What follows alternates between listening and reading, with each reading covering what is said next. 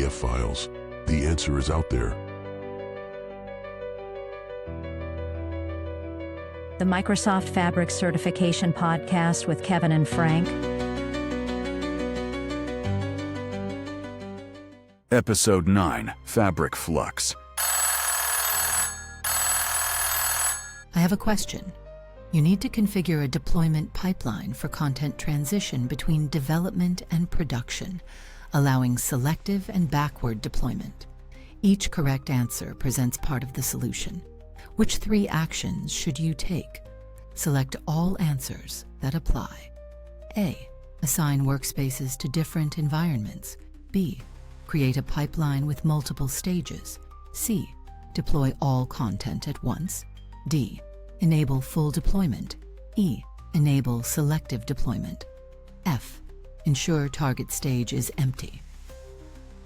Hey Kevin, how are you doing? Good, thanks Frank. Yourself? Fantastic. Thank you very much. So, the lady was calling again, right? And was asking about deployment again. Kevin, your most favorite topic.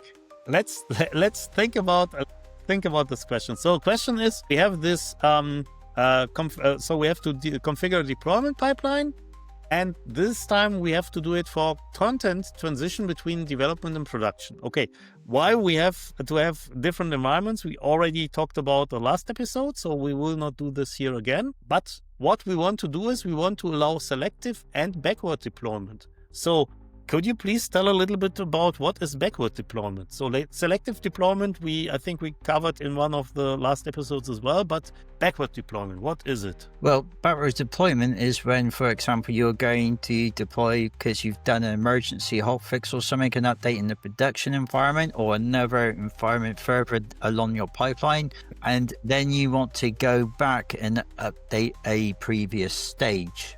So that is known as a backwards deployment, and it can be a complex topic because you can get conflicts, etc. But I'll talk about that more in a minute. Okay. So in this case, when we have an emergency, then we don't do the whole deployment process. Then what we do here is we directly fix, because it's an emergency, right?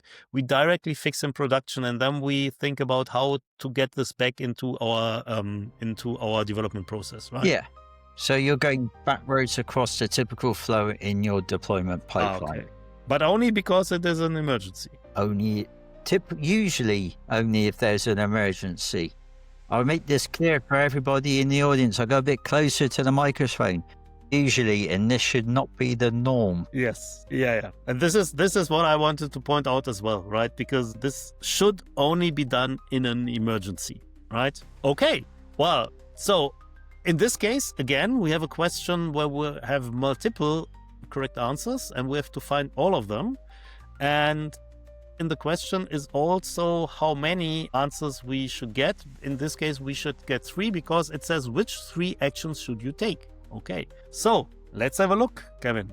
First of all, what we could do is we could assign workspace to different environments. Can we do? Well, it's interesting because you can do that.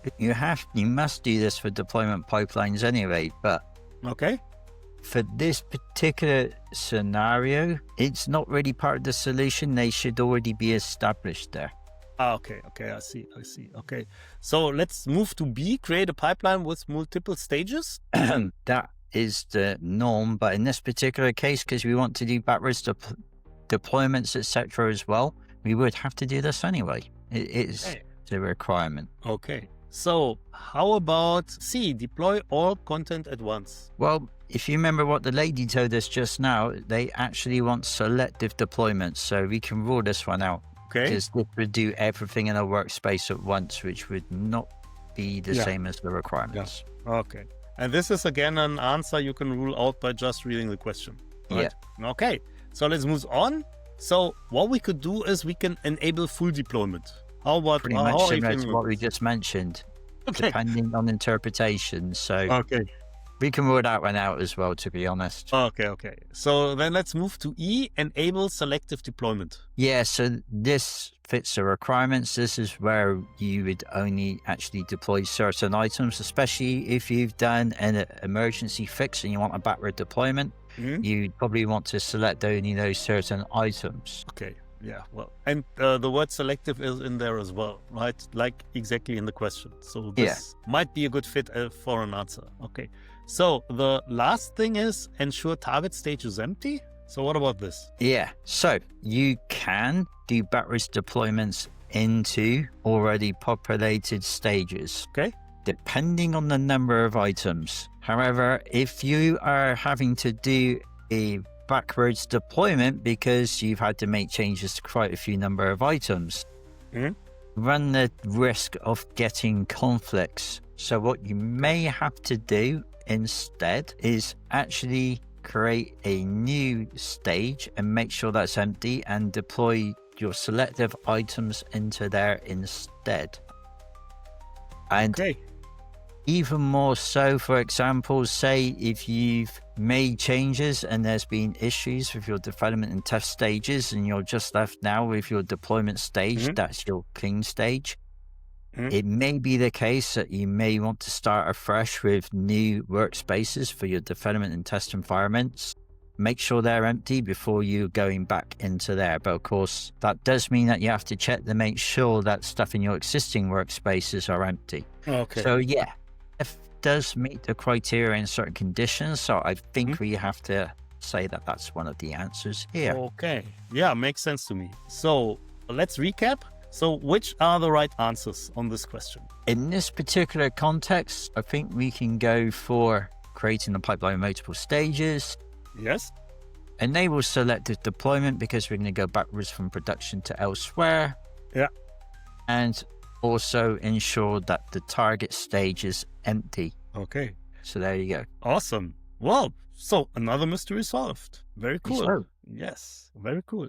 So, any last words on this topic, Kevin? only that for certain scenarios like this, it can be a bit complex. So take a step back and think and make sure you're up to speed with deployment pipelines before you start doing anything like a full-scale backwards deployment. Okay. Yeah, well, makes sense. Okay. So that said, I think we're at the end of the episode. As said, mystery is solved. So, well, I think beware because the emergency could be out there, right? And maybe this emergency will lead to that you have to do some backward deployments, right? Awesome. So, well, then I would say thanks for listening and bye-bye. So, bye.